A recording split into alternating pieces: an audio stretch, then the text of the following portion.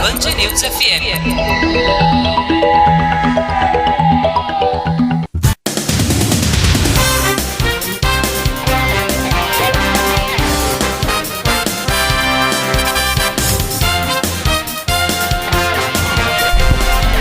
Sete horas 32 minutos, 7 horas 32 minutos, cuidado, cuidado, hoje é sexta-feira, lá vem o fim de semana, calorão em todo o país, secura total, cuidado, Barão, Carlos Abigato, bom dia a você, queridos ouvintes, eu sou o Ricardinho Boechat, esta é a Band News FM, nós vamos ficar juntos até as 9, qualquer coisa da matina, com as principais notícias nacionais, internacionais, nosso time de colunistas, de comentaristas, todas as equipes da Band News FM espalhadas pelo Brasil, pelo mundo e também transmissão direta dos estúdios da TV Bandeirantes, onde está agora no ar o nosso Café com Jornal, comandado pelo Luiz Megali e sua canequinha. Bom dia para o Café com Jornal, bom dia também para o Rafael Colombo e sua pilha de jornais, toda a equipe do Band News TV, bom dia Porto Alegre, bom dia Curitiba, São Paulo, Rio de Janeiro, Vitória, Salvador, Belo Horizonte, Brasília, João Pessoa, Fortaleza, Orlando,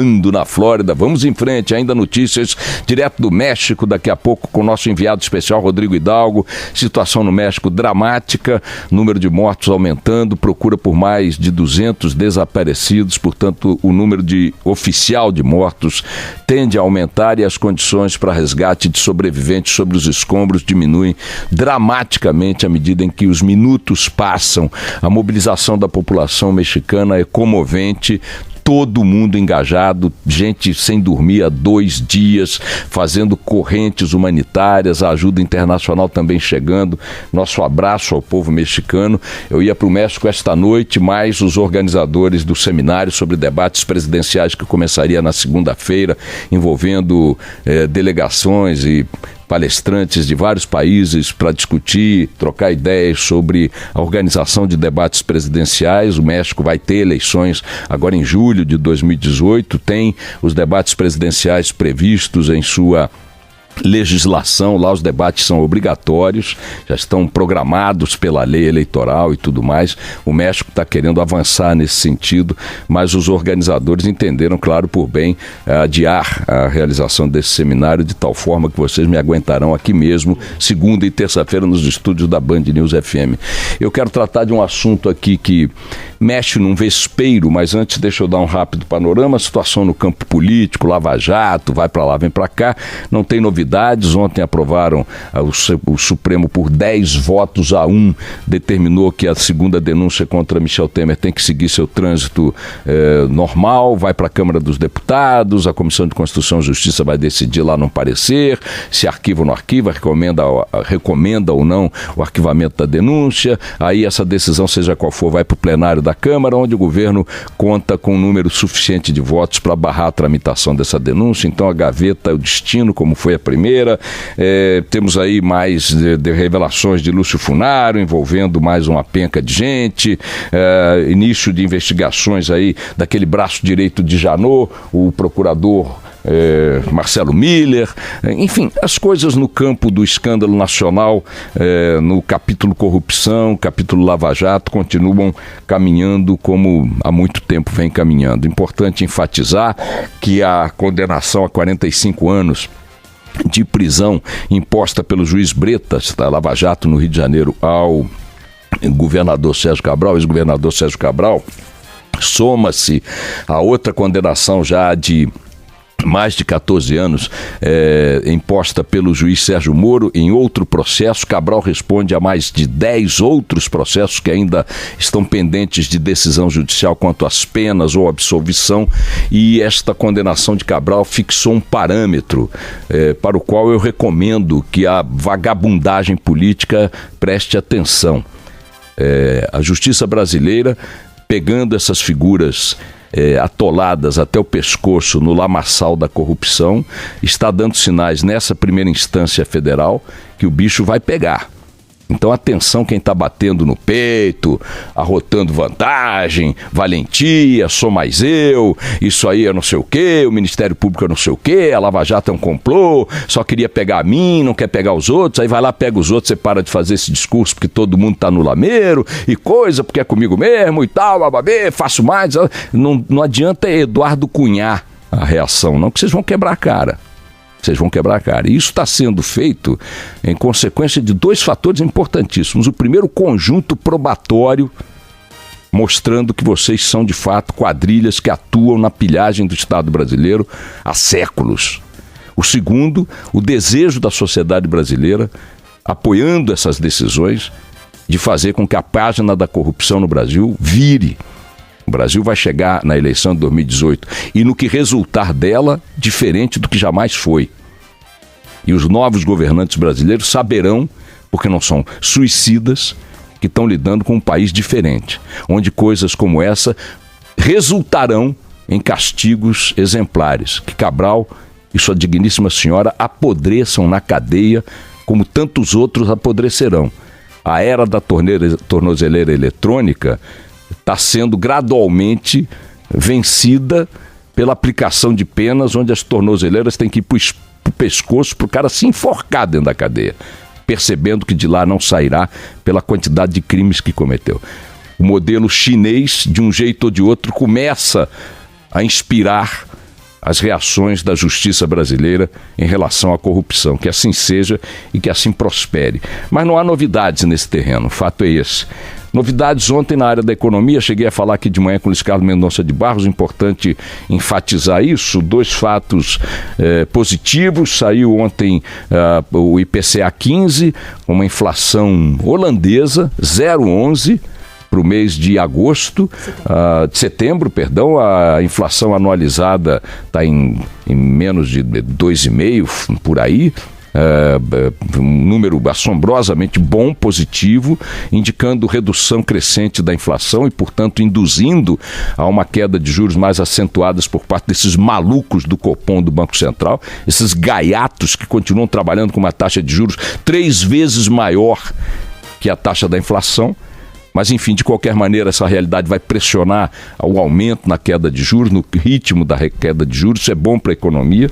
Saiu ontem também o resultado do CAGED, que mede o aumento, a oscilação de emprego com carteira assinada, com saldo positivo para o mês de agosto, agora sim, de algo como 30 e poucos mil empregos com carteira assinada. São os empregos que formalizam a relação de mercado.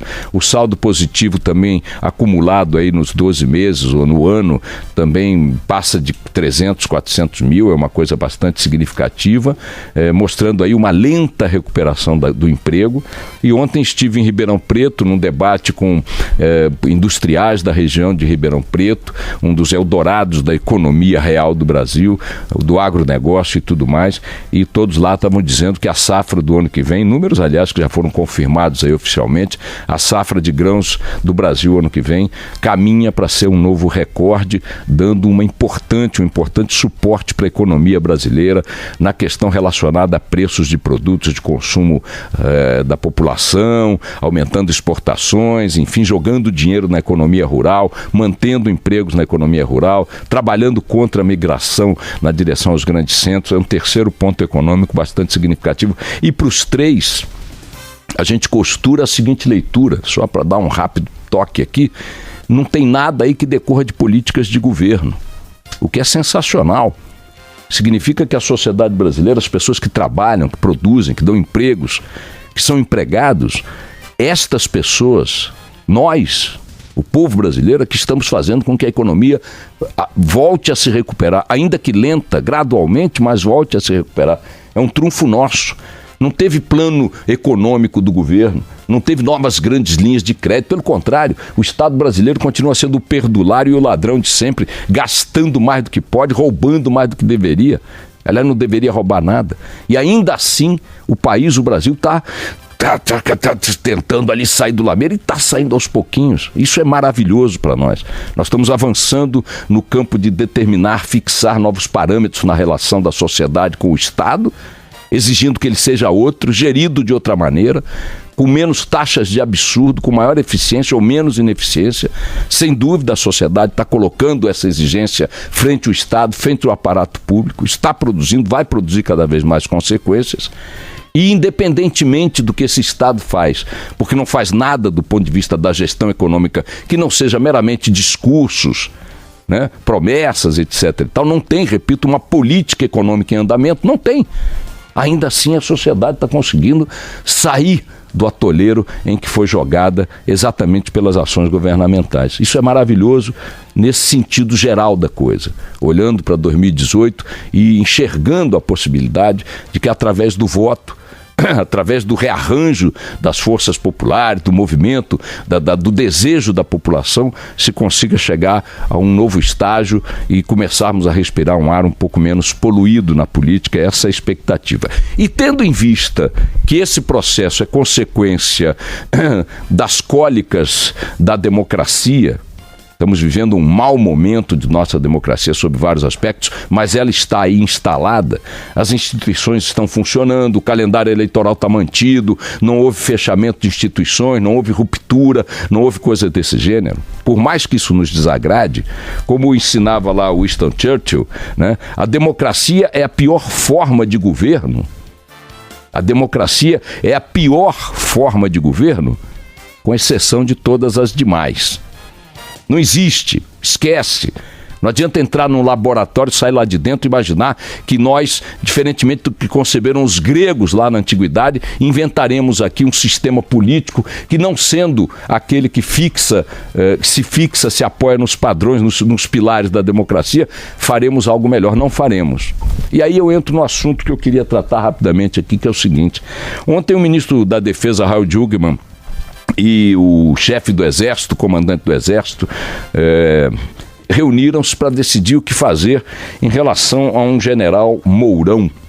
Esse general Mourão, que eu não sei exatamente que função ocupa dentro do Exército Brasileiro, fez uma palestra há poucos dias numa loja maçônica e defendeu a possibilidade e tal, não sei se a necessidade, não me fixei nos termos, também não vou ficar prestando atenção em palestra de general em loja maçônica, tenho mais o que fazer. Tem que ter intervenção militar, tem que tomar os militares, tem que fazer, tem que acontecer, fechar o Congresso e papapá. Eu preferi entender isso aí, quando vi a primeira notícia a respeito, a uma coisa que eu chamo de síndrome do general Mourão. Também foi um general Mourão, o primeiro militar que colocou tropas em marcha em 1964, dando início ao movimento, ao golpe militar que derrubou João Goulart. E instaurou um regime militar, uma ditadura militar que durou 20 anos. 20 anos. Naquela época, as condições históricas eram outras, né? Tínhamos também um presidente que não tinha sido eleito, embora naquela época votasse para vice-presidente da República, mas ele foi eleito vice-presidente de Jânio, assumiu na renúncia de Jânio. Este presidente João Goulart estava em meio a uma crise gigantesca, uma crise que causava grande desconforto à sociedade brasileira, muitas manifestações, processo de indisciplina crescente dentro das Forças Armadas, com quebra de hierarquia, um pronunciamento na Central do Brasil, o pronunciamento na Central, onde ele anunciou as reformas de base, com uma série de intervenções muito radicais, muito contundentes na economia, principalmente à época, né? Reforma agrária, expropriação de terras, nacionalização de empresas, encampação de empresas estrangeiras, uma série de intervenções bastante contundentes na economia, que mexeram muito com reações, com resistências e tal, uma insatisfação muito grande da classe média, que estava mobilizada em manifestações constantes e crescentes, uma anarquia sindical absoluta. Críticos do governo diziam que estava sendo implantada uma república sindicalista no Brasil. Não era de todo uma inverdade, o contexto histórico era outro, e também a experiência da intervenção militar, da forma como se deu ali, sendo inédita, parecia para muita gente, para muitos civis, que apoiaram, inclusive, muitas instituições, OAB apoiou, Igreja apoiou, a grande imprensa apoiou, achavam que iam encontrar a redenção do país, colocando generais e militares na política e no comando da vida nacional. Deu no que deu. Muita gente alimenta certos mitos, dizendo que os militares são mais honestos que os civis quando estão na gestão pública. Isso é uma mentira. Os militares são uma categoria que, como a dos civis no comando de máquinas públicas que tem baixo nível de vigilância popular, roubam da mesma maneira, corrompem-se da mesma maneira. É um mito achar que militares... As grandes empreiteiras hoje expostas pela Lava Jato, as maiores delas, Odebrecht, Andrade Gutierrez e tal, essas empreiteiras ganharam corpo, ossatura, dimensão no regime militar brasileiro. Vocês acham que ganharam dando cestas de bombom para as senhoras dos militares? Vocês acham que a Odebrecht operava com outros padrões morais? Andrade Gutierrez? A Mendes Júnior? Vai procurar a história da Mendes Júnior para ver a relação da Mendes Júnior com o aparato do governo militar, para ver se era isso. E outra coisa, para não dizer que foi no passado, até hoje toda hora aparecem denúncias de concorrências feitas no âmbito militar, marcadas pelas mais variadas suspeitas. Tem até hoje militar sendo condenado aqui e ali por desvio de dinheiro público em obras. Tem irregularidade na gestão de recursos na área militar, como tem na área civil, com menor visibilidade, porque a estrutura militar oculta, por princípios que eu não vou discutir aqui, o que acontece dentro dela. É um detalhezinho saboroso, uma cerejazinha? Tem um almirante preso pela Lava Jato. Aliás, não é a Lava Jato, é uma outra operação. O almirante está lá em cana. É bem verdade que sua cana é mais confortável que a dos civis. Está numa unidade militar, com gente batendo continência para ele, etc. Isso os militares não dizem. Ah, mas os presidentes militares saíram do governo pobres. E vamos lá, os presidentes civis que saíram ricos do governo depois do fim da ditadura, ricos já eram, graças à ditadura. O senhor Fernando Collor ganhou o poder que a sua família tem na ditadura militar e, portanto, sua fortuna. O senhor José Sarney foi um grande aliado da ditadura militar. O aparato que colocou o Maranhão como uma capitania hereditária da quadrilha Sarney foi um aparato montado na ditadura militar, com o beneplácito da ditadura militar. Os presidentes civis que posteriores à ditadura, o Itamar saiu de Fusquinha. A Dilma Rousseff, falem o que quiser, mora num sala 2 quartos em Ipanema, em rua de trânsito. Não é exatamente um endereço dos milionários. O Fernando Henrique Cardoso leva a sua vida de professor e tal, ex-presidente da República. Ninguém pode dizer que o Fernando Henrique Cardoso é um milionário. Então que palhaçada é essa de ficar... porque os militares... Militar é igual a gente, só que bota uniforme. Então, ontem a decisão do Jungmann com o chefe militar do comandante do Exército, o Eduardo Vilas Boas, de não punir esse general Mourão, me pareceu correta. Não tem que dar palanque para esse general, nem para nenhum outro. Bota ele lá numa escrivaninha carimbando papel, nisso ele certamente vai jogar um bolão, né? Espera que o pijama vai chegar, ele vai jogar dominó numa praça em Copacabana, ou quem sabe, se lhe derem algum palanque, vai ganhar aí um mandato de deputado para ficar fazendo homenagens a torturadores no Congresso Nacional. E deixa que ele toque a sua vida no silêncio, né, e na falta de luzes que merecem esses que conspiram contra a democracia, por mais que ela nos desagrade ou esteja nos desagradando. Experiências de intervenção militar resultam em prisões políticas, torturas, censura, fechamento de sindicatos, de associações, amordaçamento da imprensa, repressão a manifestações populares. O que o general Mourão de hoje tem que dizer, já que o de ontem morreu e deve estar reunido com o capeta até hoje, é o seguinte: cadê os 210 desaparecidos, presos políticos da ditadura militar que ele quer que volte? Quais são as explicações para os 224 mortos, também no mesmo regime, por se oporem a ele? Prisões para tudo quanto é lado. E não adianta dizer que os mortos estavam ali conspirando contra a segurança, porque o Herzog não estava armado, nunca botou uma arma na mão. O Daniel Filho nunca botou uma arma na mão. Então isso é uma palhaçada aos generais que estão aí achando que representam a verdade, o valor supremo, a moral suprema. 2 dos 3 prêmios Essos que eu ganhei na minha vida, e foi lá atrás, eram de denúncias envolvendo militares em corrupção. Vamos parar com esse negócio de achar que eles são uma casta moralmente superior, que eles têm um currículo de serviços ao país diferente de qualquer trabalhador que está aí entregando a vida ao dia a dia para poder sobreviver. Eles não são uma elite moral. Nunca foram e continuam não sendo.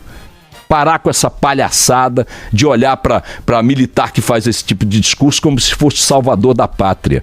Toda vez que militares em qualquer lugar do mundo se meteram na política, o que resultou disso foram ditaduras, com todos os malefícios que qualquer ditadura produz. Esse general Mourão caminhe em direção ao ostracismo que merece, eu repito, a um mandato no Congresso Nacional, onde vai ficar fazendo discurso de homenagem a torturadores, tá certo? Aliás, uma boa dica, general, vai cuidar das fronteiras. Pega a rapaziada aí, vai para as fronteiras, o que entra de arma pelas fronteiras do Brasil e drogas, essas mesmas fronteiras que vocês constitucionalmente têm que preservar, estão aí que são verdadeiras peneiras de bandidagem. Para de encher o saco, excelência. Vamos nessa.